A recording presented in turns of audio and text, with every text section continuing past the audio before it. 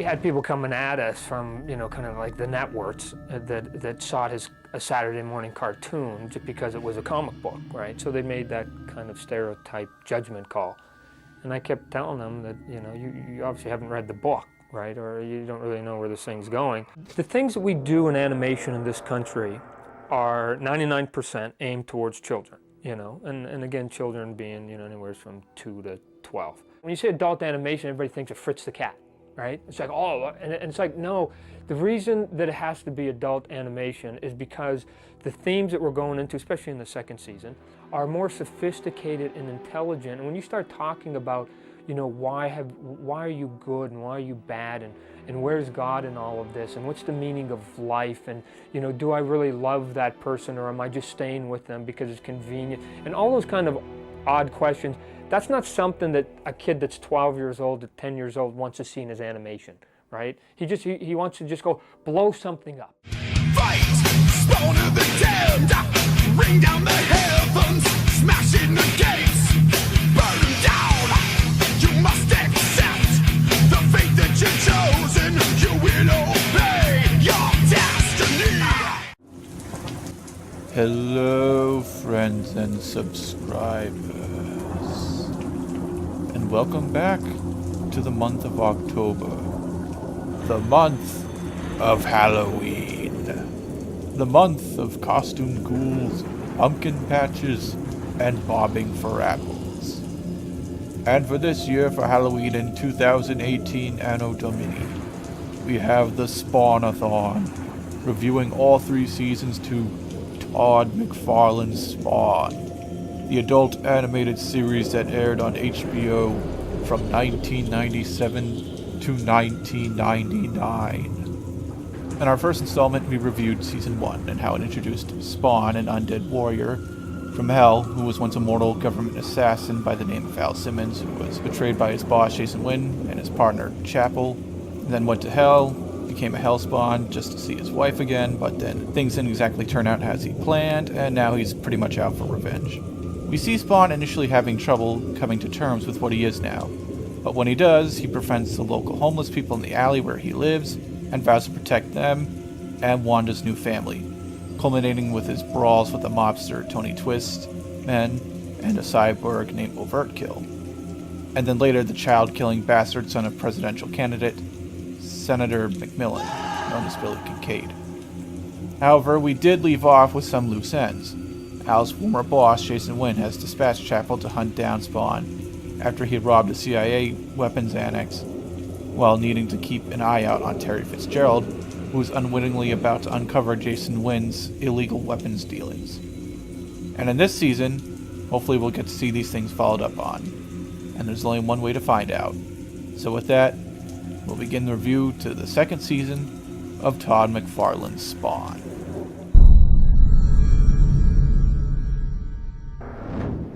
After the opening credits roll, the mysterious narrator somewhat recaps what it is like for Hellspawn to return to Earth, but he particularly mentions the pain and the memories they may experience. For a Hellspawn, memories replay his soul's own personal hell. And we just witnessed the memory of Al's death, his being burnt by a Chapel with a flamethrower. Hey, you're gonna have to speak up, Al. You want to be heard?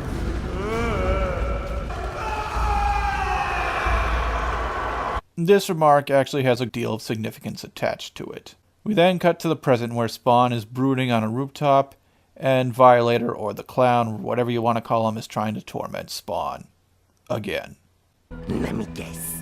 You're just now remembering who touched your soul, yes. I love it when that happens. He then gives Spawn another important lesson. Time for you to learn something from all this, Spawn. No one can be trusted. I am now thoroughly convinced that Deacon from Fallout 4 is the Violator. That code I gave you is a hard truth. You can't trust everyone. Even if someone sounds sincere, they could be a synth replacement working for the Institute. The bitch of the problem is recognizing the 90% of the time someone's on the up and up, and the 10% of the time you're being played. This world isn't about trust. It's about dominance.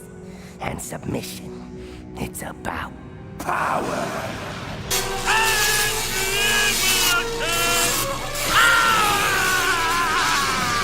You're alone now, Spawn.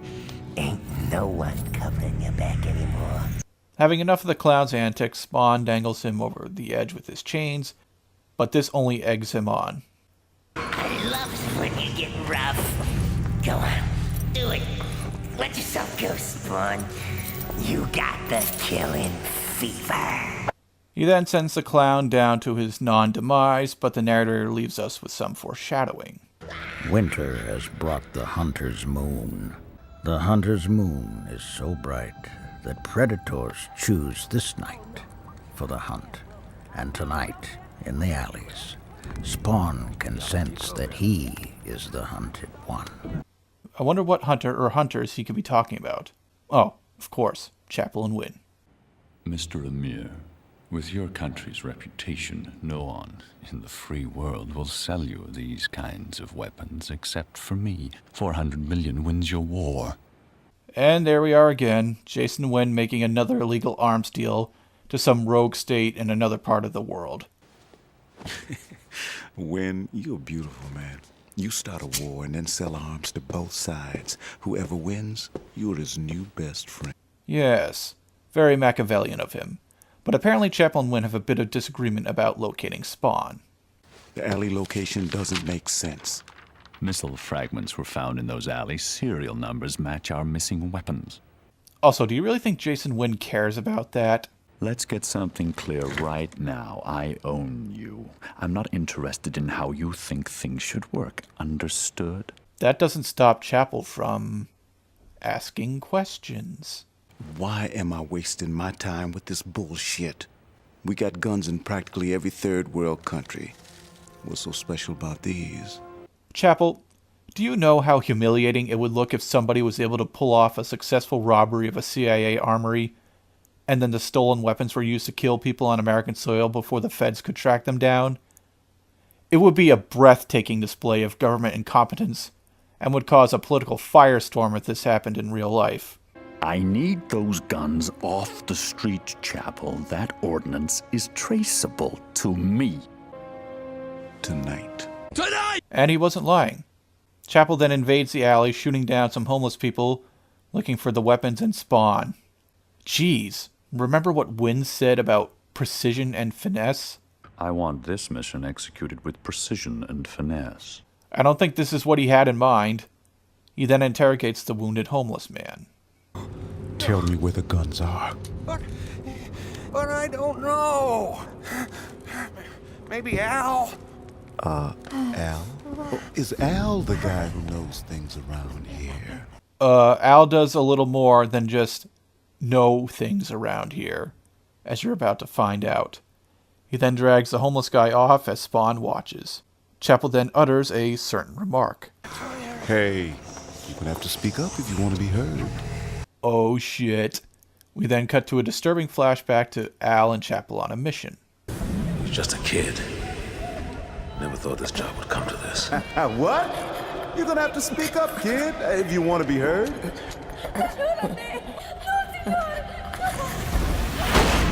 It's not just a job, it's an adventure. Damn, Chapel's just as ruthless then as he is now. No wonder why he is a favorite to win. While Chapel is off on his bloody work, there is trouble in the Fitzgerald home front. Apparently for the past couple of nights, and after tucking Cyan in, Terry has been sneaking off to the agency at night, trying to get to the bottom of the missing weapons, which worries Wanda. Every night you put Cyan to sleep and then you go back to the agency. Are you going to tell me what's going on? I want to keep you safe, baby. I think I found something that they didn't want me to find. Sometimes there's an agency inside the agency. An agency inside the agency.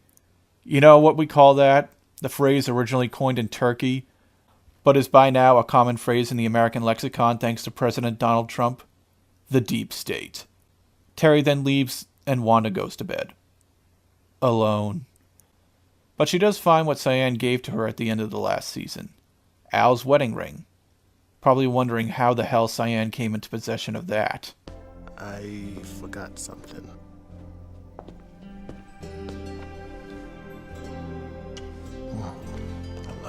I love you, Terry. I'll always come home to you. I'd hope so, Terry. Wanda already lost one husband. I can't imagine what it'd be like losing another spouse so soon. Back in the alley, Chapel is torturing the homeless guy from before when the person he was looking for comes to find him. Well, what have we here? Your former partner now reincarnated as an undead Punisher. That's what you have here. Are you Al? What is this, Gay Pride Day or something? Hey, I like the mask, but I think the cape is a little much. After Chapel spits on Spawn, the brawl begins.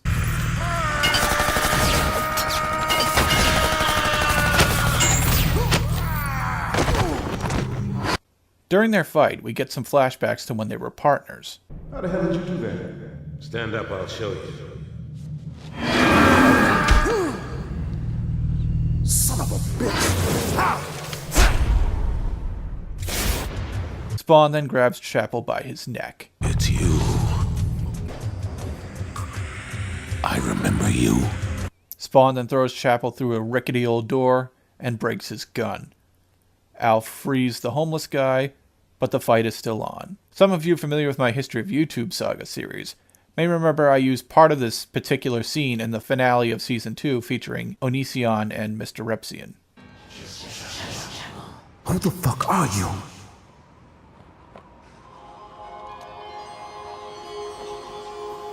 Your worst fucking nightmare. He's not lying about that.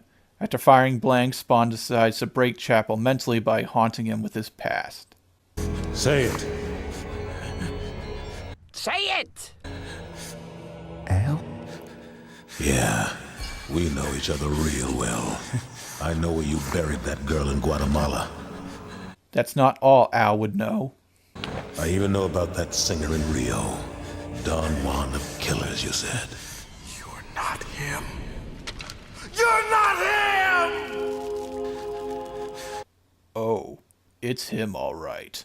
Why don't you tell me who I am? Tell me. Tell me who I am! Simmons? Spawn then really lays it down. I want you to feel what it's like. Trapped in a box, no light, no air. Suffocating in the darkness and left to rot. Freaked out, Chapel then tries to blow him away. After seemingly dealt with Al, Chapel has a cigarette break. Jesus Christ. Not quite. Back at the agency, Terry looks through the records to see that the weapons were shown to have been delivered to their designated sites in the Middle East, but cannot find satellite confirmation. He's doing this as Jason Wynn is about to leave the office for the night, but his snooping alerts Wynn. Wynn then takes action. One of my own. Careful, Terry. Bypassing security codes. Someone removed the transmitters. Where the hell are these weapons? Fitzgerald. Oh shit, he's on to you. Shit. At 1 a.m., Wanda wakes up to find that her man is not there in bed with her. Back in the alley, Spawn is not done confronting Chapel. I trusted you with my life. 100 times. We were partners, Jess. Brothers. Hopefully this won't get too kinky. Show me why you did it. We then get another flashback, this time to when Al and Chapel first teamed up. You take off the lens cap? Wynn sent me to find you. Said you were gonna be my albatross. I think you called a partner. One can tell this was the start to a productive relationship. So you're the one took a bullet for a liberal. I guess that's dedication, all right. The president's a president. Is that right? That's right. Regardless of the president's political leanings, it's a national tragedy when one is assassinated. What's so funny? I'm here because I killed the fucking assassin. You know, the one you let get away. So Al saved the president and Chapel killed the assassin. Sword and shield. A perfect combo. You were the only one I let in. I trusted you. Why, Jess? Why? Chapel answers by saying that apparently his job this whole time was to take out Al before fruitlessly trying to kill him again by slashing him. After squeezing the tile out of his hands, Spawn starts asking questions. Who gave the order? Who was it? It was Wynn. He gave me the order, but I wanted to do it. Wynn? Now, with that info, it's time for Al to confirm his identity to Chapel in the most gruesome way possible. He rips off the lower part of his mask and has Chapel touch his decayed, cindered corpse. Jesus Christ. No! You're not him! Touch it. It's real. Feel it. You made it. Even after that, Chapel still can't believe it. No, you can't be alive. I'm not, asshole. Another badass line from Keith David as Spawn. Spawn then finishes off Chapel by making him witness everything he took from him and forces him to relive the memory of him killing Al. Chapel then realizes it's true. Oh, God. Simmons. Overcome with dread, guilt, and probably a combination of many negative emotions, Chapel tries to kill himself, but his gun is out of ammo. He then begs Al to finish him off. Kill me! Finish it! There's no coming back. No. I'm gonna let you live longer than you want to. After refusing to kill Chapel, Chapel then wanders away, muttering about how he can't just do this and the dead cannot come back to life. He receives haunting hallucinations, slowly making his way out of the alley and dropping himself, just waiting to die or for something like that to happen. After the fight, Spawn tries to sleep, but he has a bad dream about Wanda and Terry having sex, with them commenting that they're glad that Al is gone, but look who is here! The Violator. Spawn wakes up demanding the clown to stay out of his dreams, but the clown informs him he is owned by Malbosia. He then follows Spawn to the rooftops to plant even more seeds of doubt within him. Don't you get it, Spawny? Your friends all fuck ya. This is getting embarrassing, this Wanda fetish you have.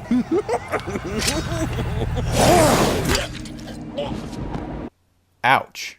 I don't want to hear her name from your filthy mouth.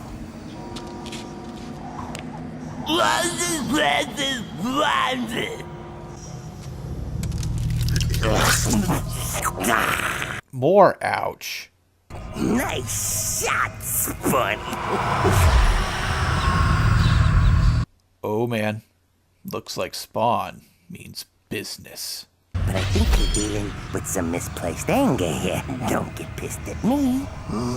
I'm the one who's helping you out. And how exactly are you helping here, clown? I'm not the one who stole your wife. But hey, think about it. Just how well did you know Terry? Anyway. Terry. Wait, Spawn, are you really going to go after Terry? Speaking of Terry, Wynn is at the back of the agency fabricating evidence against him.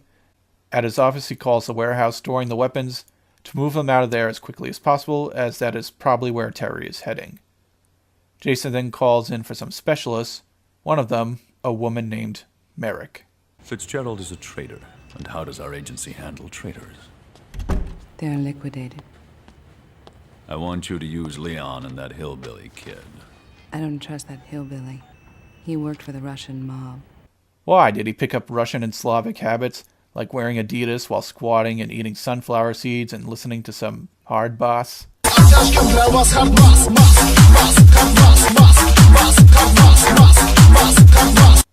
At the Fitzgerald residence, Terry comes back only to say he is leaving for a few days, much to the dismay of Wanda.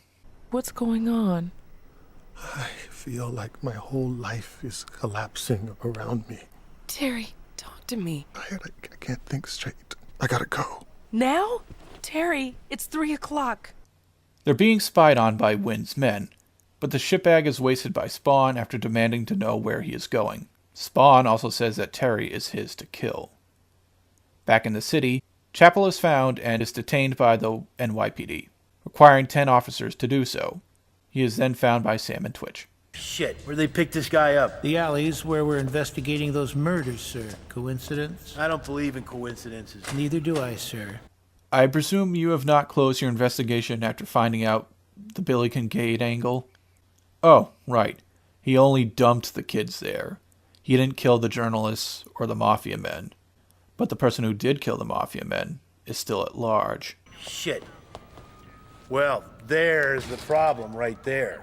He uses too much makeup. That can drive a guy nuts. How you doing? Look out, kids!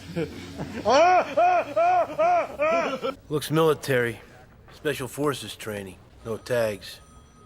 Mercenary, maybe. His fingerprints have been burned off.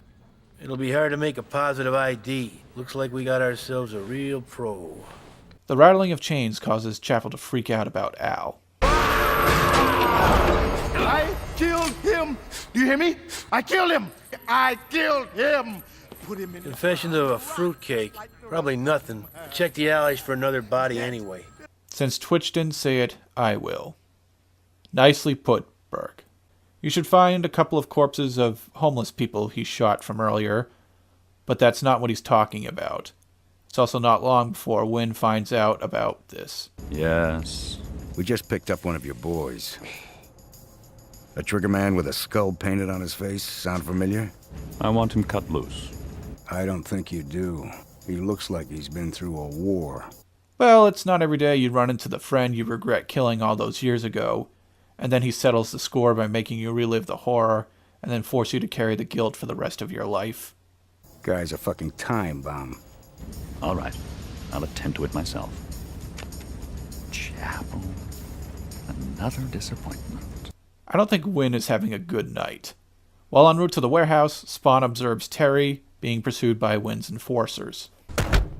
Who the fuck are you? Get your hands off me! Selling arms to a terrorist. That was an improper thing to do, Mr. Fitzgerald. This is bullshit. Well, Terry, be thankful this is 1998 and not 2018, because questioning the CIA in and of itself is treasonous. You can't just... You just resisted arrest. A black man killed because he resisted arrest. A tale as old as time. Spawn then drags one of the thugs under the car, and while Merrick and the other guy is distracted, Terry makes a break for it. Merrick then calls for assistance, and we meet them. Hello, Leon. He's got help. Kill both of them. Wait, that's Leon? Are we sure that's not Beto from Ghost in the Shell? Terry makes it to the inside and ties up the security guard trying to get in. But Wynn's crew is already one step ahead of him, cutting the power. This was supposed to be a piece of action. Now suddenly we have wet works inside a building I have no blueprints for, Merrick. I'll be your eyes and ears, Leon. I guess that's reassuring. I don't like a woman watching my back. They're too soft. Not Merrick. We did a hard contract against the Russian mob. She got hit and left behind. They used her badly. I'd like to use her badly. You talk too much. Yeah, especially when she's right in front of you. Once Terry makes it into the warehouse, he is able to confirm that the missiles are in fact there. But it's not long before they are on his tail. Shit!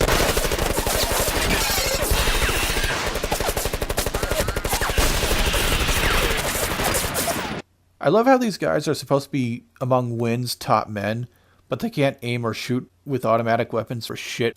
Later, Merrick kills the security guard Terry tied up, so she can be the eyes and ears she said she would be. She then finds Terry about to get away, again. I don't know if you boys have noticed, but our target is about to escape. If you take your thumbs out of your asses, you might be able to catch him. They then find him running above the walkways, but still can't seem to hit him. While watching the security feed, Merrick witnesses Spawn begin to take out the cameras. Terry still manages to evade them, but still comes across a number of roadblocks. I was just doing my job, goddammit. Why are they doing this to me? Well, that's because... Careful what you look for. You just might find it. There's some more evasion and more shooting, and then some rather unfitting music plays.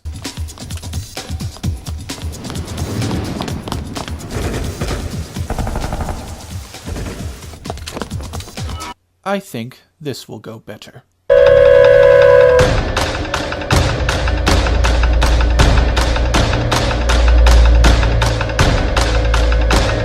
After some more running and shooting, holy crap, they actually shot him. While Wynn's men are closing in on him, so is Spawn, who gets some more motivation from the clown. What are you waiting for? Pop it. The asshole took your old lady. He tortured ya, you dumb shit. As sure as if it was his hand on the torch. He needed you gone. I guess because his plan to set Spawn to kill Billy didn't work, the Violator seems to think that his new plan might. Come on.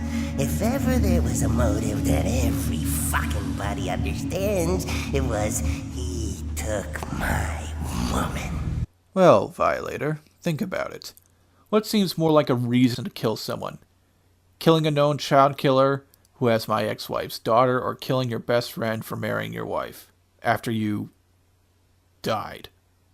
Then again, the clown seems to be implying that Terry had something to do with this, so you don't believe him, do you, Al?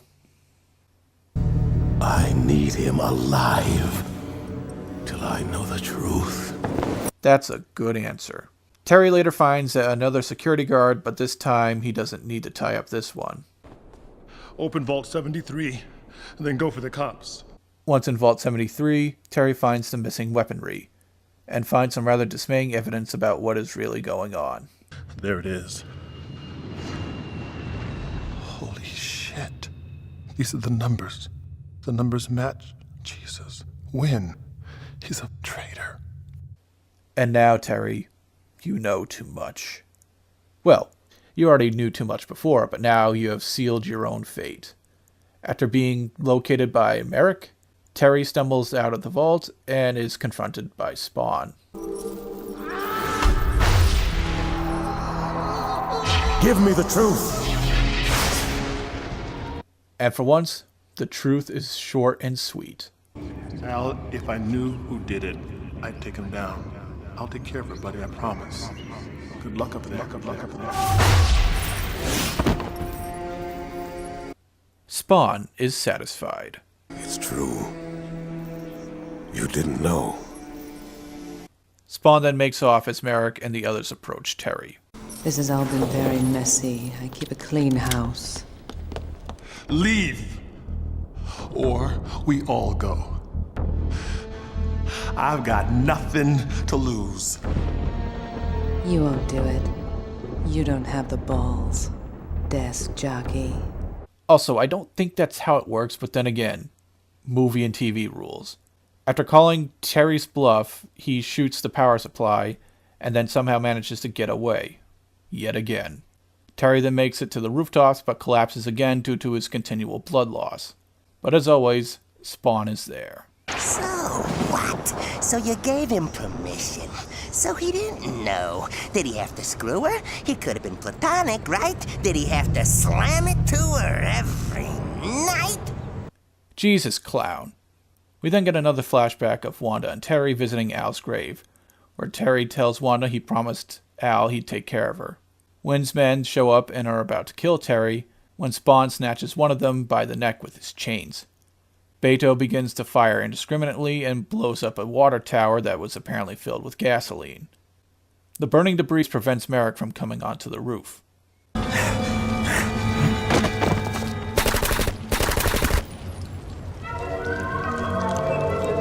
Shit. Yep, you shot and killed the wrong guy.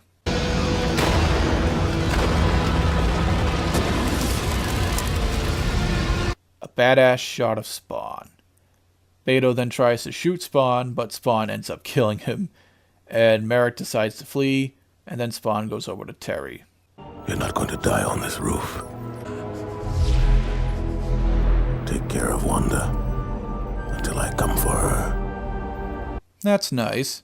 He healed him up. This time, the Hellspawn kept the demons at bay. A positive change in Spawn. Not long after, Terry wakes up and he walks away. Wynn is going to have someone's head between having Chapel fail to kill Spawn and 3 of his top enforcers fail to kill a desk jockey. You let him go. Why? What did you say? He asked, why did you let him go? You!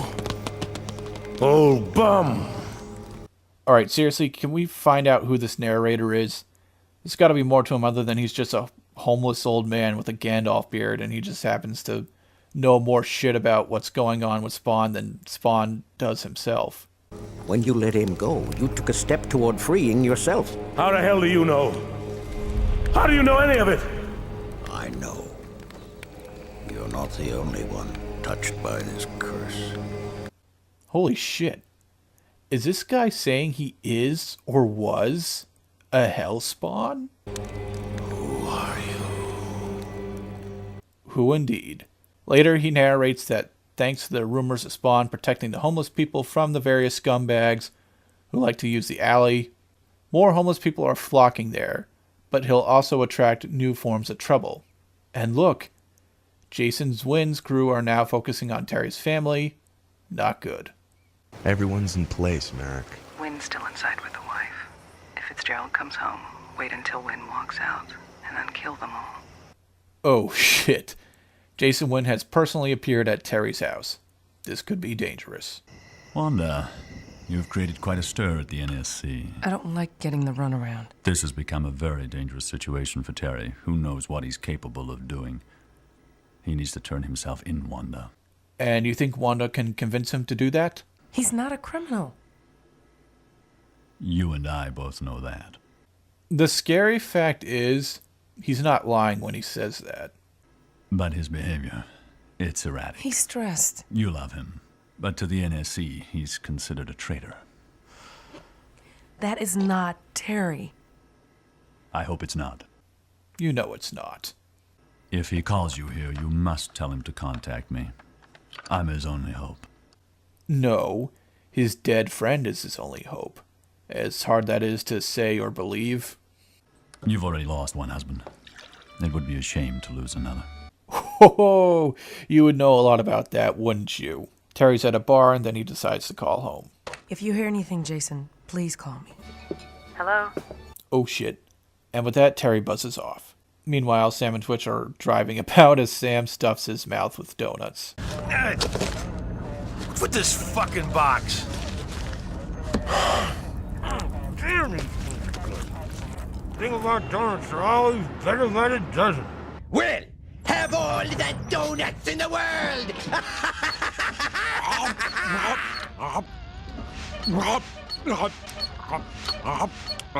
More.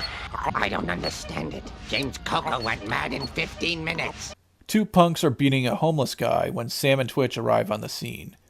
They try talking to the homeless guy but dismiss him as another fruitcake when he starts rambling off about the Guardian.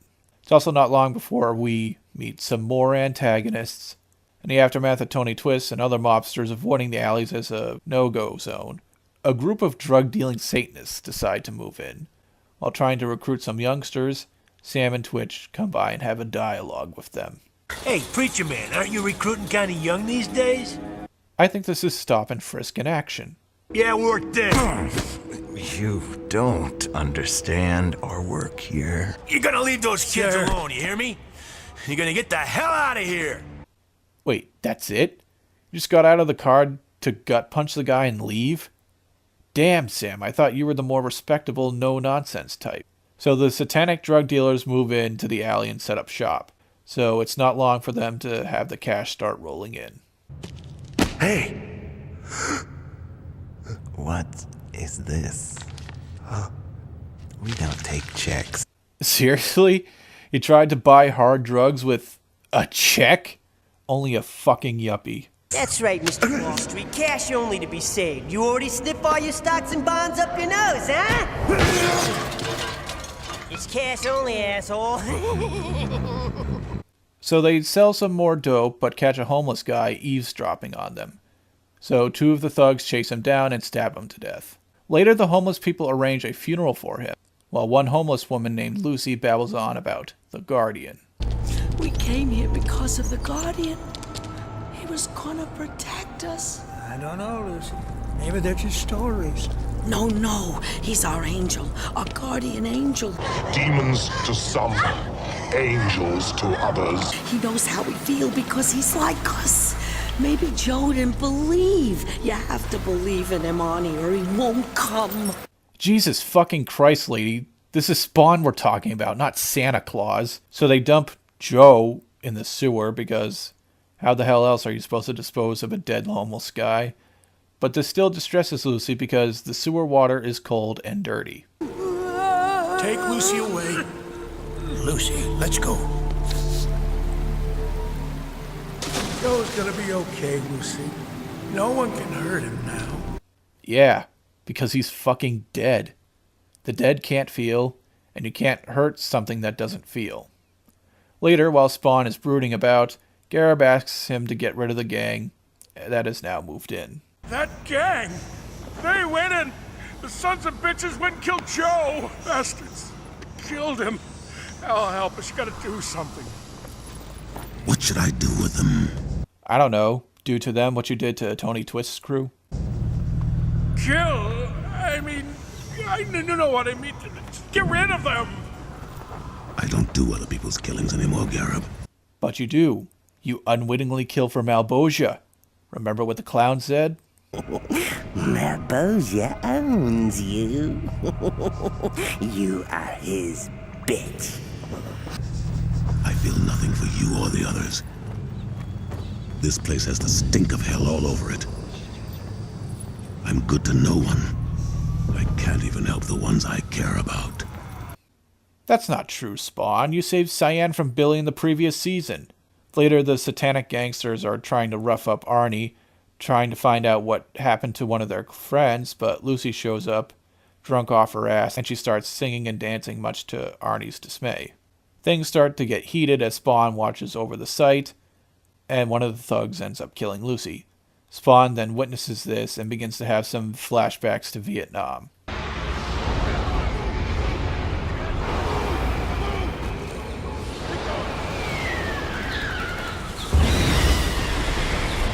Damn, our guys in Nam did experience one hell of a war. Anyway, they decide to cremate Lucy instead of dumping her in the sewers because, as Arnie promised, he'd always keep her warm. Taking refuge amidst the garbage, like Spawn himself, these unclaimed souls know they will never be accepted by the world beyond these alleys. And yet, Spawn still has a hard time empathizing with them. Anyway, the drug-dealing devil worshippers find the guy they were looking for earlier. Turns out he was just getting high on their own supply. Where's the fucking book? Well, I got it right here, man. Relax, girl. You know, you sure worry too much, man. The fuck? I can at least assure you it's not Jason when he decided to come to New York City.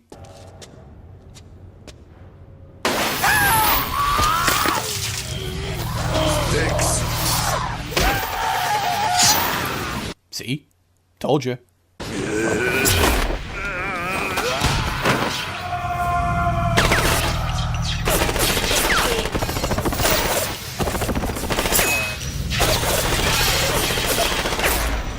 We all knew Spawn would do the right thing. After wasting those two assholes, the leader gets a little impatient, waiting for them and decides to go looking for them by himself. Totally a smart move. So he goes along, and he's totally not walking into a trap as we see Spawn darting in between shots like a killer in a slasher movie.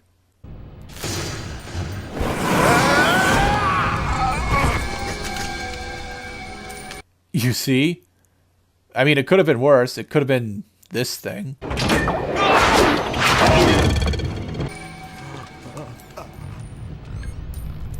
Oh, hey! It's your dead friend with the Bible full of dope and money.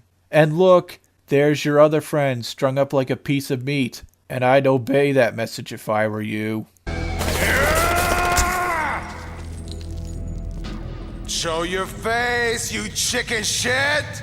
Yeah, I would not call anyone who could pull this shit off to be chicken shit. Spawn then starts to troll him a bit.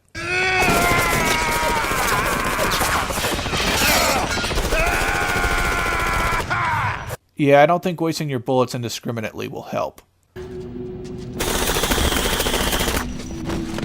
I wonder who or what you got. Yes! I got you, you son of a bitch! I don't think so.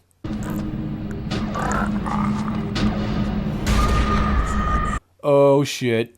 You just killed your friend. Donnie boy, it's gonna be okay. I'll get you out of here. Donnie! Donnie then dies in his arms. You bastards! You killed my brother! Actually, you did. Spawn then appears before him like the Slender Man.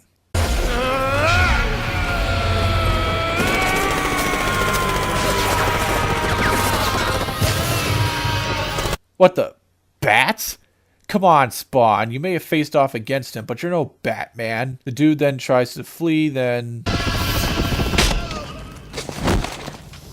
Seriously? You ran into a fucking wall? After being confronted by the visions of the crime he and his friends committed, the lead drug dealer is dragged away with his fingers bleeding. Has this hellspawn found some scrap of humanity within himself? Or is this the act of a predator whose territory has been invaded? It could be both, but most likely the latter. Has his basic instinct to kill taken hold of him? He knows he is lost again. The real victor here is the one who sent him to harvest more souls. And that's how it works. Every kill serves Malbosia. And look, there's the drug-dealing, devil-worshipping asshole, presumably killed by the homeless people of the alleys. In the next episode, we open to a dream sequence of a rather demonic depiction of the Ku Klux Klan. These are the dreams of one mortal servant of Malbosia, who serves him by killing blacks, Jews, and other ethnic minorities. I am to prepare the way for the one who is coming. I see his face every night. We share the same dream. The master told me what I had to do. Confirmation on the one you serve. He speaks to me, and I know his name. He calls himself Malbosia. So we see this nameless killer get to work by having his Jewish cab driver take him to Brooklyn, where he then lures him into a warehouse and he is then lynched. It is not just the lost and dispossessed that have gathered near the hellspawn. There are those lone predators, the human monsters, those who have heard the voice of Malbosia whispering to them. So in short, Spawn's presence not only attracts good, but helpless people to him, but it also attracts evil who seek recognition from Malbosia through him. Aware of the presence of the hellspawn, they come to the alleys to be near him. They are drawn to him. He is their savior. Imagine that feeling, being the unwilling proxy of an evil entity which attracts other evil people to worship you. And so the guy finds Spawn. I found you. Get away from me. I'd expect nothing less from Spawn. Meanwhile, Merrick and Jason discuss the situation with Wanda and Terry. She knows she's being watched. Why is this woman still alive? Let me take her and the kid. I'll know where Fitzgerald is in an hour. And if she really doesn't know, you would have cut her to pieces. I'll find him, don't worry. Jason then receives a check-in call from two of his agents watching Wanda, and they report no suspicious activity. She's clever, this one. You know I'm good in voice stress analysis. Let me be there, next to you. She's not a pro. I'll know when she's lying. Yeah, I also hope you approach her when Spawn isn't nearby. If I feel like she's lying, you can take her. Ask her about her daughter. Is she missing Daddy? A mother won't lie about her kid's feelings. Yeah, that is true. Not that I know because I'm not a mom or anything. After Wanda is checked in by one of her colleagues, Wynn decides to call her himself. Wanda Blake. Wanda. Jason Wynn. Jason, anything new? Yes, can you meet me for dinner? Of course I can. Where do you want me to meet you? I'll send a car around to pick you up. All right. I'll be downstairs in 10 minutes. See you then. One might think this is a trap, but there's no reason for that yet. Still, there are some sinister motives afoot. You look exhausted. No sleep. I have the same dreams every night. What the fuck? Why are you dreaming about the Klan? You're freaking Asian. I mean, yeah, you were played by white guy Martin Sheen in the 1997 live-action adaptation. But goddammit, this is the HBO cartoon. You look more distinctly Asian than, I don't know, how about more than 90% of the anime characters I've seen who are described as being Asian? Merrick and Jason take their leave, while Terry hides out in a bar in Brooklyn. And look, a news report about the Jewish cab driver who was just killed. Don't you love going to bars and encounter depressing news and reports of people who were just killed? 2 hours ago, 35-year-old Sarah Ann Connor was pronounced dead at the scene in her Santa Monica apartment. Sarah Louise Connor. Speaking of killing, the minority killer has stolen the Jewish guy's cab and is now using it to acquire victims, such as this middle-aged black couple. Oh, thank you, honey. It's beautiful. So are you. Happy anniversary, baby. Aw, and it's their anniversary too? Right in the feels. Hopefully Terry and Wanda can be that elderly couple 20 years from now, which would put that, this year. And hopefully without being in danger of being killed. But so long as Spawn is around, that won't happen. But yeah, he takes them to Brooklyn and then shoots them in the back of the cab, and he then puts the bodies in the trunk, where we also see the dead body of a Sikh man. Later we find Wanda and Jason at dinner, and this goes about as well as you would expect. As his lawyer, I'd like to know if my husband is being charged with a crime. I think this can be resolved in Terry's favor. Don't get my hopes up, Jason, unless you are sure. I'll always tell you the truth, Wanda. I'm not sure about that. So how are you making out? How's Cyan? It's tough on a kid. She cries for Terry every night, and I try to stay busy at work and try to keep myself together for her, but I do my own share of crying. Following Merrick's advice, I see. I know it's tough, but I'll be here as long as you need me to be. I just want Terry home. So do I. Yeah, for very different reasons, though. Back at the bar, Terry goes for the payphone. Is that him? Is that the one you want? Oh shit, the minority killer is already there, and he's after Terry. Now he has to watch his back for both Wynn's men and this guy.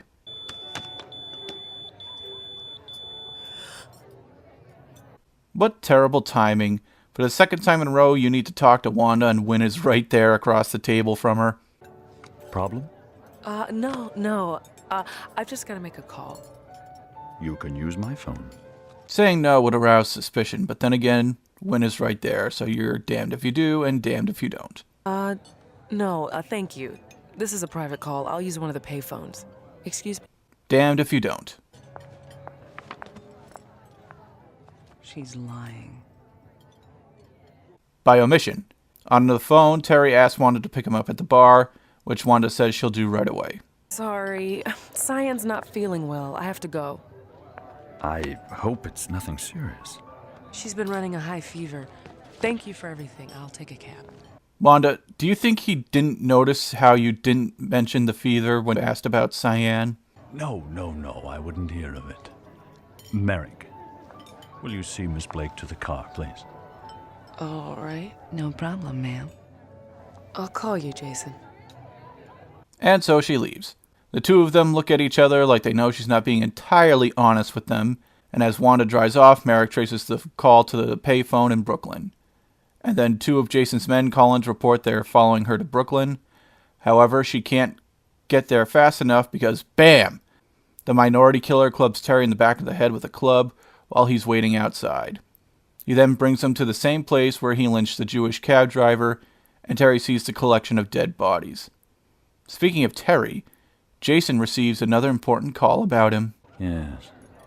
Excellent. Brooklyn. Interesting.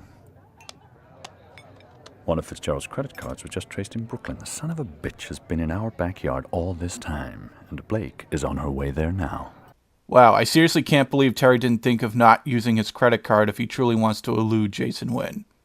The two men he had trailing Wanda note that she's been circling the same 4-block radius. Wynn then orders them to detain her, which they do rather roughly.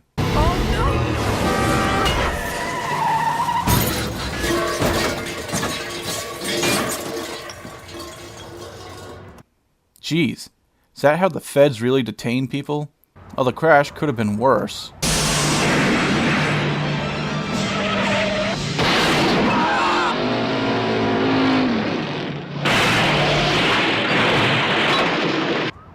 Please step out of the car. What's this about? Please, don't make this difficult. Who are you? What do you want? Get out of the car. Don't worry, Wanda. Just like Reggie, all you need to do is watch some videos by sovereign citizens to get you through this. Help! Help! Help! Call the police! Call them! Sure, we are the police. No. Wanda refuses to get out, but never fear, and knowing this is an episode of Todd McFarlane Spawn, the titular character is not too far away.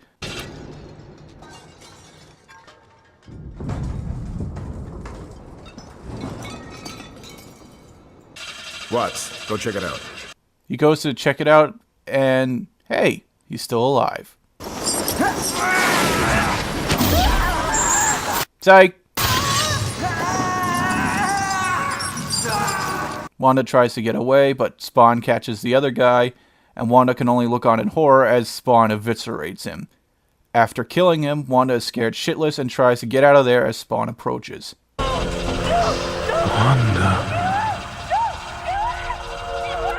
Wanda. Since this isn't a slasher movie, the car starts right up in the nick of time and Wanda manages to flee.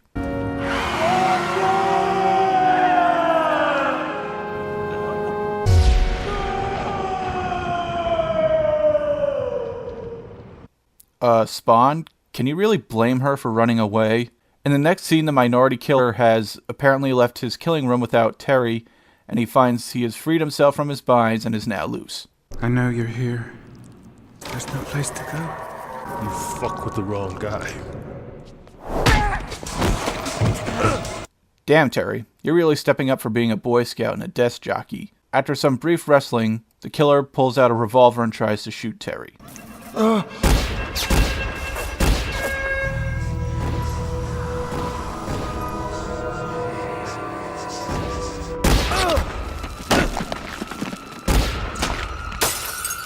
Wait, how many shots was that?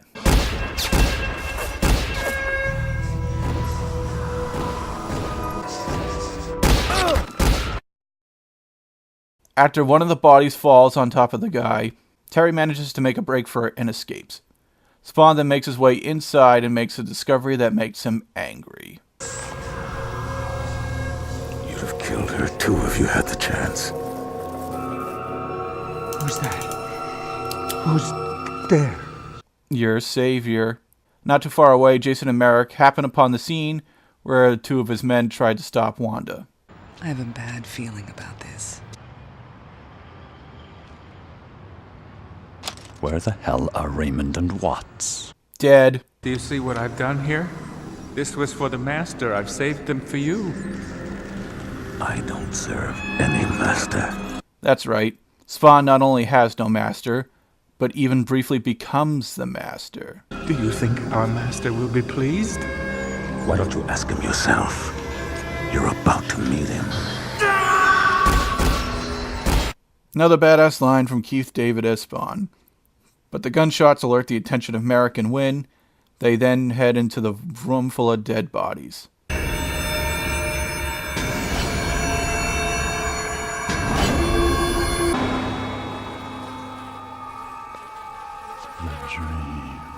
Wait, your dreams? You mean you dream of dead minorities? Jesus Christ, Wynn. My savior. He betrayed me. Spawn was never your savior, dude. And of course, we move to the crime scene and our two favorite homicide detectives are there. I counted them. There were 12 people swinging from the rafters up there. One of them was this sick fuck who did all the killing. It's like someone did us a favor. Yep, Spawn is kind of like the Boondock Saints, except in the name of hell and not God. But who killed him? He didn't hang himself. So there's another psycho running around out there. The city's going to hell. This place has the stink of hell all over it. 2 of the victims were agents from the NSC. No wonder this place is crawling with feds. That tends to happen when federal agents are killed in action. Wanda checks out the scene, probably hoping Terry's not among the deceased, but she is told to move along by a cop. Chief Banks, Wanda Blake was the last person to see my agents alive. Find her. Fitzgerald could be with her. My people are collecting the bodies. Now, I want their identities without. As far as the press is concerned, they were never there. There's Wynn again, pulling strings from behind the scene. Apparently he has Chief Banks in his pocket. Not really a shocker, but, you know. 2 agents slaughtered and put on display. And are you ready for this? What's that, Merrick? He was there. Fitzgerald couldn't have done all that alone. Of course he couldn't. Fitzgerald didn't do it at all. It was one guy, and then Spawn, who killed him and your agents. After Wanda nearly runs over a wheelchair basketball team, she is stopped by one of Banks's officers. Uh-oh. Raymond and Watts were torn apart and then dragged up 7 flights of stairs. There's a second killer. Didn't you already come to that conclusion? When? It's Banks. One of my cops just pulled over Wanda Blake. She's a few blocks from you. But more importantly... Where's Fitzgerald? No sign of him. What do we do with her? Do not detain her. Fitzgerald must still be in the area. Find him now. You know, Jason, someone's out there. Yes, that someone is not the tall man, but Spawn. But unless you're out to harm him or someone he cares about, you have nothing to fear from Spawn. See also, not Jason Wynn. So the police let her go, and we cut to Spawn back in the alleys, dismayed, where Wanda was frightened by him. She was afraid of me. Well, Spawn, you said it yourself in the previous season. But I can't have her. Not like this. Why not? You ask stupid questions. Yeah, I've seen lots worse. Have you seen yourself lately? I think you look cool and all, but if we're going to be real, you look like a monster. If someone saw something or someone who looked like that ripping some guys apart in front of you in a dark alley at night, I don't know anyone who would stick around for long after that. But the narrator comes by to give Spawn a couple more pro tips. You cannot have that life back. When Al Simmons died, all hopes of a future with Wanda died with him. But... You have been born into another existence, a chance to regain your humanity. It's there, and only there, where your choices lie. Spawn then comes to an awful revelation. She's seen the creature I've become. That's all she knows. Her only memory of me. This is truly what hell is, old man. The old man tries to continue. You have a chance to... A chance? What chance? I have nothing here anymore. No escape, not even death. Spawn then tries to stab himself repeatedly in the heart multiple times with a wooden stake, of course to no avail since he isn't a vampire. You see? I can't even end it. I would trade anything. Do my life over again in the world's worst shithole than to be here, now, like this. Careful, Spawn. You can't use the word shithole to describe, well, shitholes, because that's racist. I know what you're going through, the pain that you're feeling. How could you possibly know, old man? We're about to get some confirmation regarding the narrator. Because I have endured it and survived. Do you think your fate is sealed? Are you going to accept the shroud that's been placed around you? Heavily implying that he was once a Hellspawn. I can't go on like this anymore. Hiding in the shadows. I'm sick of it. So, what do you plan to do, Spawn? I have to let her know who I am. How can you tell her that when you don't even know yourself? A question for the ages. We then cut back to Jason and Merrick in Jason's limo. Tomorrow's headlines will be traitor shoots wife and child. After all, he was distraught. You have Fitzgerald's gun? Yes, and his prints too. Oh, how fucking sinister of you, Jason Wynn. You plan on killing Terry's family and then frame him for it, in addition to framing him for selling weapons to terrorists? Jason, I can't think of anyone who has come up with a more evil plan that was so interpersonal. But as Spawn finds out about this and finds you, it isn't going to be pretty. Just ask Overkill. Overkill. Son of a bitch. Banks has every cop in Brooklyn looking for Fitzgerald. We should have him by morning. I'd like to finish this. Myself. Use an independent contractor. Someone outside the agency. Jason, I said I'd do it. Why are you so hell-bent to do it? No. My best agents are coming back in body bags. Someone is out there and they're getting closer. I want you to find them, Mary, before they find me. You look spooked. I won't let anything happen to you. Wow. In the next scene, we see a journalist, Lisa Wu, going through some news reports concerning the killings and other incidents in the alleys previously. After coming across a story detailing Cyan being rescued by a mysterious stranger, Lisa wants to talk with Wanda. Meanwhile, investigators are briefing the police about the crime scene in the alley and tell them to keep their senses peeled for anything out of the ordinary. They also imply they found the bodies of the drug-dealing Satanists from earlier. It is further mentioned that the press is also very hot on these turn of events. You know, Twitch, each of those pins represents a body found in that alley.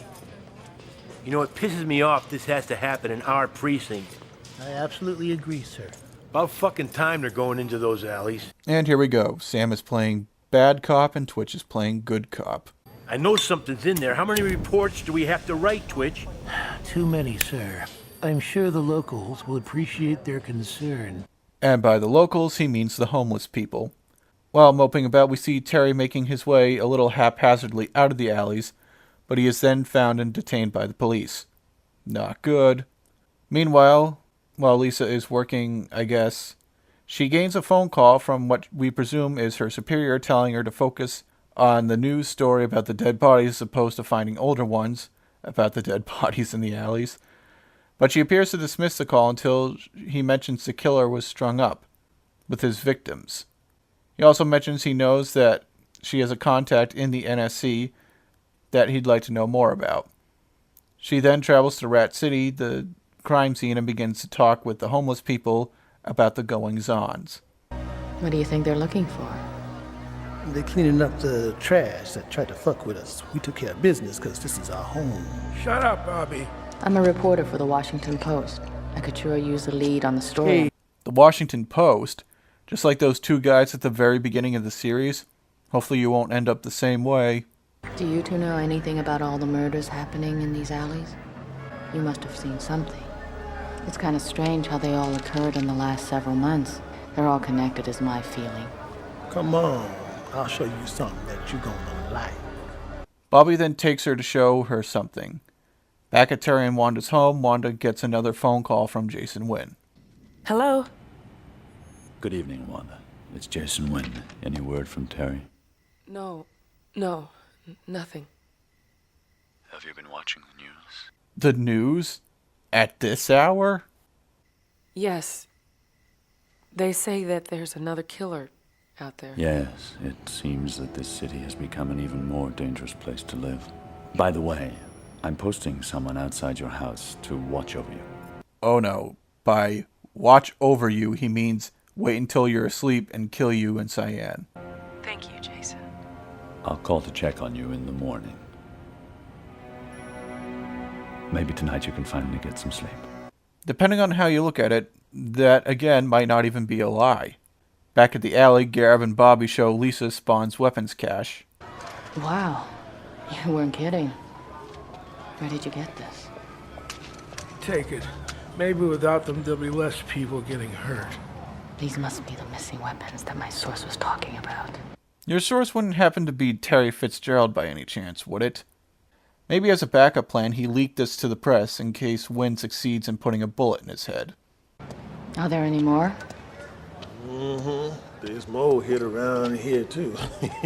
I'll show you. Well, why don't you tell me more about this Al guy? Careful what you look for. You just might find it. Back at Wanda's home, she's watching some late-night infomercials when the goon Wynn sent to kill her shows up, pretending he's there to protect her. It's not long before Cyan and Wanda go to sleep. Hey, what's that creeping up on Cyan? Aw, how cute. It's Spawn covering Cyan with the blanket. then goes into the living room to watch over Wanda. Geez, Spawn, I hope she doesn't wake up while you're there. I mean, you're the last thing most people would want to wake up to in the middle of the night on their sofa looking down at them. While he's watching over her, Jason's hitman enters the room. I can't believe he didn't notice Spawn in the house, but then he performs a sweep before going in for the kill. As he attaches a suppressor to his handgun, he then perversely pulls up Wanda's robe. He's about to pull the trigger and... Spawn does what he does best, killing those who try to kill his family. However, Wanda awakens to the scene in horror. I mean, how can you not? You see some freaky thing in the alley earlier in the night and then wake up to find it in your living room, killing someone who you believe is there to protect you. He then tries to stab Spawn, but again, no avail. And of course, he suffers a horrible demise.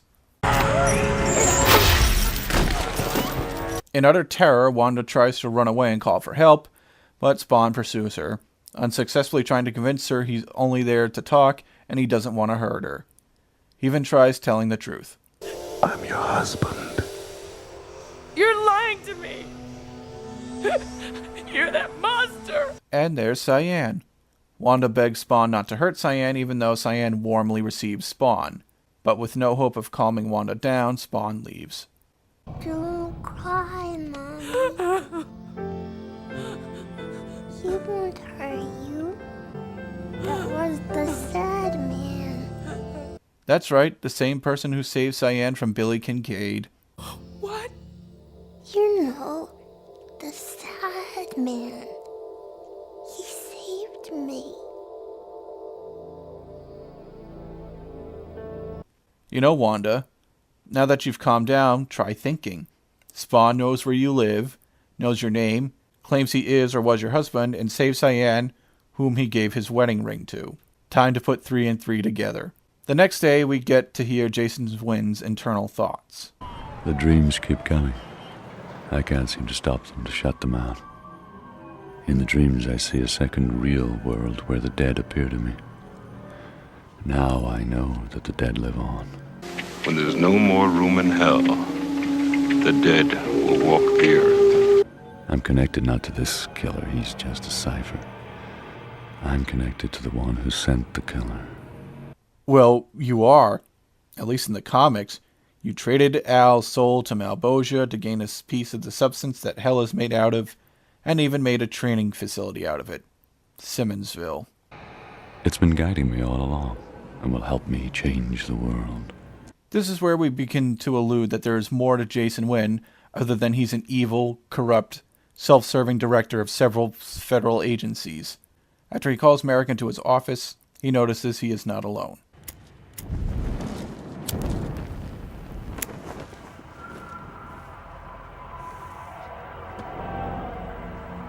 Merrick? I don't think so.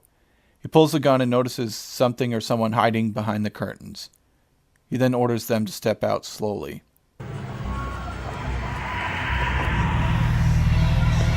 I've come to take you to hell.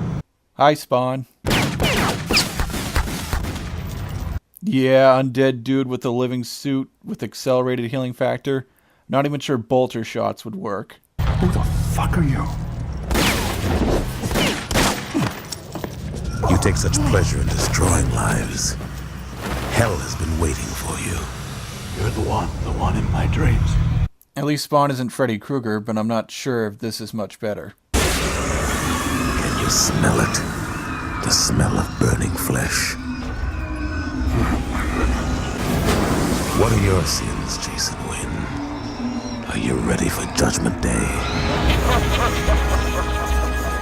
Turns out this was just a bad dream, and Wynn awakens not into a fiery pit, but back in his office.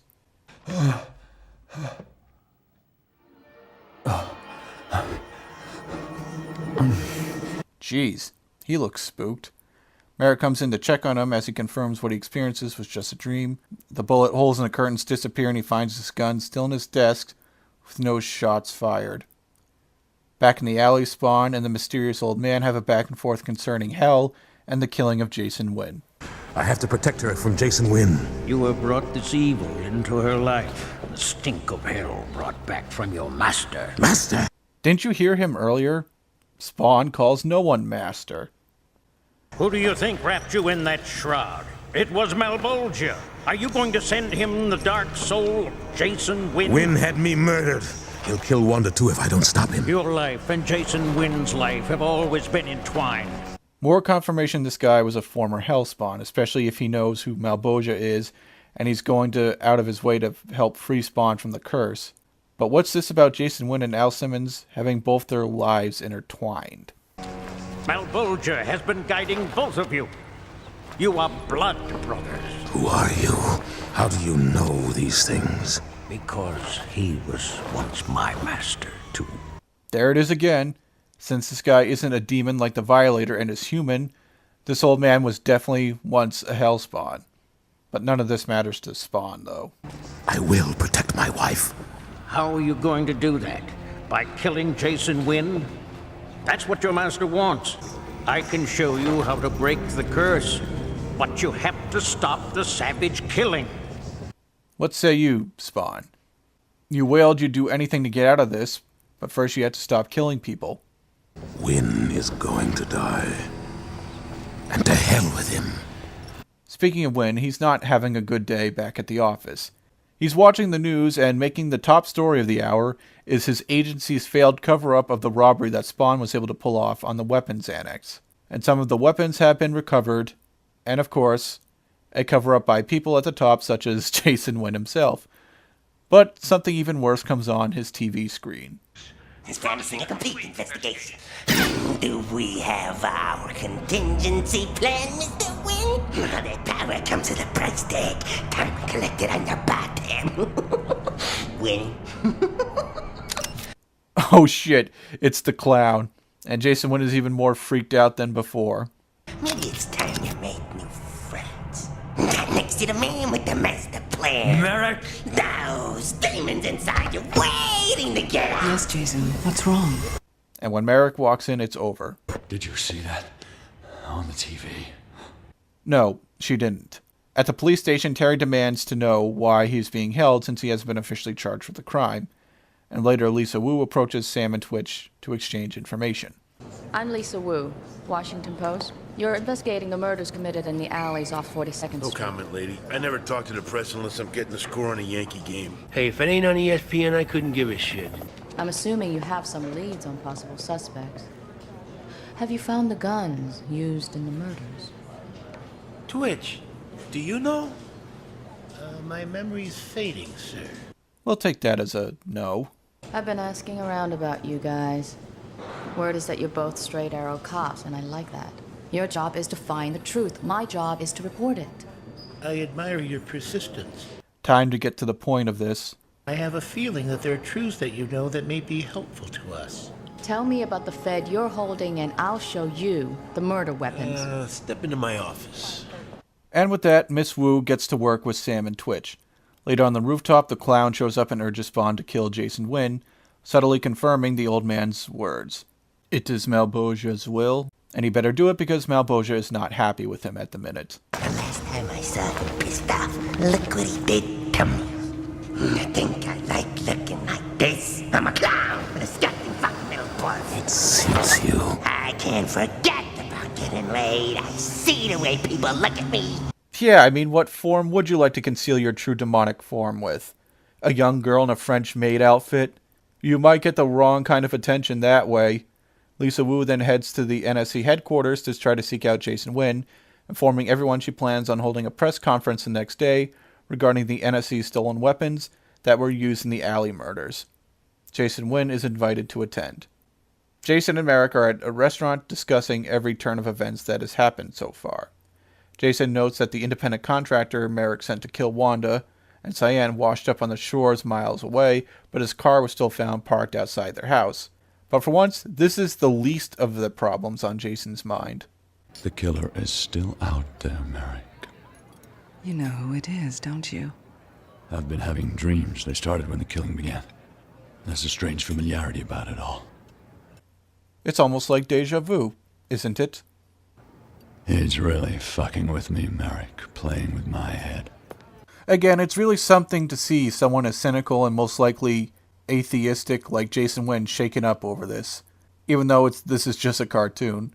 Jason Wynn gets even more bad news when someone from the agency tries to tell him about Lisa Wu in the press conference. A reporter? Yes. What's the name? In the next scene, Lisa meets with Wanda, and it's not long for some of Merrick's goons to show up. Their plan is to take out both Wanda and Lisa, but of course Spawn is there to foil the plan once again and kills both of them. But he knows who sent them and leaves a message. I'm coming for you, Jason Wynn. Jason gets the message and the NSC seals off the streets surrounding its headquarters. They have every agent in Wynn and Merrick's pockets, preparing for Spawn's arrival with snipers on the roofs, guys with guns in every corner, and all high-tech surveillance equipment placed everywhere. Every patrol is to check in every 2 minutes, but with everything in place, it doesn't take long for Spawn to show up. After taking out some men, he begins to cut the power. Clever. He's taking out our system. He's shutting us down. I need you down there now. I like how Merrick even looks a little nervous there, but her going down there doesn't help a bit. Spawn just goes around wasting agents, kind of like how the antagonist from Hatred goes about wasting cops. He kills off a jerk at a desk, and even when they try to flush Spawn out with gas, it doesn't work and Spawn throws one of them out the window. Merrick then retreats to Jason Wynn's office. Get me back up. I need a team up here. Wynn's office, now! You'll need a lot of it. And with Spawn sealing the doors via cutting the power, he's caught you in your own trap. Jason hears the scuffle out in the next room, knowing the killer's right behind the door. It appears the backup can't get there fast enough, and as the cameras go dark, Spawn finally confronts the man who ordered him to be killed all those years ago. There you are. I've been waiting for you. Well, shit, Wynn. You're as good as fucked. Who are you? Don't you remember me? You had me burned alive. What? Simmons? Simmons is dead. No shit. Another spectacular line from this awesome series. And so Spawn readies himself to disembowel the man who ordered his death and his former employer, Jason Wynn. Do it. Do it. Do it. Bastard! Do it! What are you waiting for? Do it! Just do it! But then Spawn remembers something. If you send his soul to hell, he'll come back as powerful as you are. Let's face it, ignoring what we know will happen in the comics later on, and what is implied later on in this very series, Jason Wynn is an even better candidate to become a Hellspawn than Al Simmons. He's far more evil and ruthless and will do anything to reclaim his power, and if it puts him on the same level as Spawn, then Spawn can probably no longer guarantee the safety of his loved ones. Just as a wounded Merrick directs the backup into Jason's office, Spawn leaves Jason with an ultimatum instead. Fitzgerald and my wife. You will never endanger their lives again. Milliseconds later, the backup enters and Jason Wynn orders them out. Stunned and probably humiliated by the ordeal, he then calls Chief Banks and orders him to cut Terry loose, being all out of options. After some harsh reaction from the NYPD, Terry is free. Wynn is drinking in his office.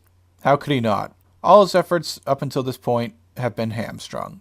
His efforts to put McMillan in the White House most likely failed, the cover-up about the stolen weapons is about to go viral, and several of his valuable agents are dead, and soon Terry will expose his illegal arms trading to the proper authorities. And all this is the responsibility of one man, Al Simmons, who he thought he'd never have to worry about again the day he ordered Chapel to roast him to death. But here he is, back from the dead and fucking over Wynn in more ways than one. And so, Wynn gets some possible new help from someone who is just as frustrated with Spawn as he is. Show your face. Do as I say.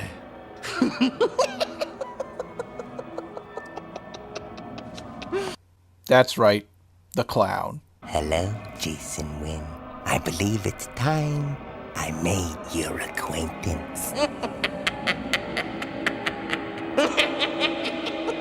And in the final scene, we see Terry calling Wanda. Hello? Hi, it's me, baby. Oh, God, where are you? Are you all right? I'm okay, I'm fine. And now, tears of joy from Wanda again. Just like the end of the last season. Tears of joy knowing that Cyan is safe, and now tears of joy knowing Terry is safe. Can I come home? Come home. Come home. Come home. And with that, Season 2 ends on something of a positive note. So, what can we say about it? Well, there are quite a few contrasts with this season and Season 1. For one thing, Season 1 was more exposition and dialogue heavy, with multiple but ultimately connected plots going on. In Season 1, you had Sam and Twitch trying to make sense of the alley murders, you had Spawn trying to make sense of himself, you had Wynn trying to prop up McMillan as a presidential candidate, you had Tony Twist trying to hunt down Spawn and hiring Overt Kill, there was plenty of scenes with the Violator. Here the plot was more simple and focused, even though there was plenty of distractions here as well, such as the drug dealers. You can argue the episode with the guy who kills minorities is a distraction, but it's still tied in with the overall focus of the season, going with Terry trying to expose Wynn, while Spawn first has to find out if Terry had anything to do with his death, and then protect him when he finds out that he didn't. We also got to meet a few new characters, such as Merrick, who serves as Jason Wynn's top henchperson now that Chapel was taken out of the picture early in Season 2. More on that in a bit. And in the end, it's unclear whether she died or was severely injured by Spawn. Either way, she will not be back in Season 3. But a new person who will be back is Lisa Wu. She seems to have taken a vested interest in the alley murders and the tale of Al Simmons. And by watching the series, I think it's safe to assume that there is way more to her merely being a curious journalist looking for her own big story. We'll just cross that bridge when we get there. Another new character we meet is Chief Banks. He appears to be in Wynn's pocket by helping him look for Terry, and is ultimately letting him go at the end. All on Wynn's orders. Alone. We have much to look forward to with these characters in Season 3. As for returning characters, we see a far more ruthless Jason Wynn, since he was going so far as to have Cyan and Wanda killed in order to take down Terry to prevent him from exposing his role in selling weapons illegally to terrorists and rogue nations. At the end, he meets the clown who appears to want to help him deal with Spawn, the one person that's the largest thorn in anyone's side. We also potentially saw a darker side to Spawn. Although he cares for the well-being of Wanda and Cyan, he appears willing to kill Terry if he had a role in Spawn's death, despite the emotional toll it would take on the two of them. He initially only killed Merrick's men because he wanted Terry for himself, if that was really the case, even though it wasn't. Apart from Spawn, we also learned a bit more about the narrator. He too was once a Hellspawn, and that is why he is so determined to help Al Simmons in reclaiming his humanity and break the curse Malbosha placed upon him. Character development aside, you'll probably notice that Season 2 of Spawn was darker than in Season 1, and I don't mean metaphorically in regards to the subject matter, I mean literally darker, as all but one or two scenes in the season take place at night. There are plenty of day scenes in Season 1 of Spawn, but only one scene was something resembling sunlight, in the scene where Jason Wynn dreams of Spawn confronting him in his office. Other than that, it is night, night, night. This contrast definitely adds more to the atmosphere of Season 2. Season 1, you feel like you're watching a regular cartoon, but here, you can just feel the dread that the characters are going through. And in Season 3, it will be the same way, with most of it taking place at night. Although I put Season 2 just a hair below Season 1, it is still a great watch, especially its highlights such as Spawn's fight with Chapel and confrontation with Jason Wynn. Which brings me to the last thing I have to say. You'll notice all the foes that Spawn has dealt with in Season 2 are mortal, as were most of the foes in Season 1, except for his brief, ill-fated skirmish with the Violator in demon form. But perhaps things will be different in Season 3. With a lot concluded and other things unfolded in Season 2, we can look for an eventful Season 3 as well. Until then, stay tuned and enjoy the Halloween season.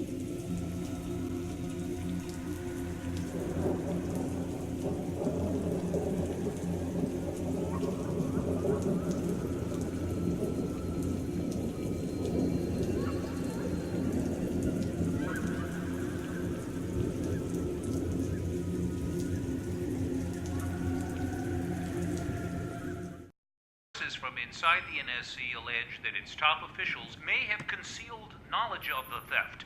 the Attorney General's office. Because he's a freaking nerd. I think I'm gonna... Mr. Wynn? Working with... Oh, Jesus.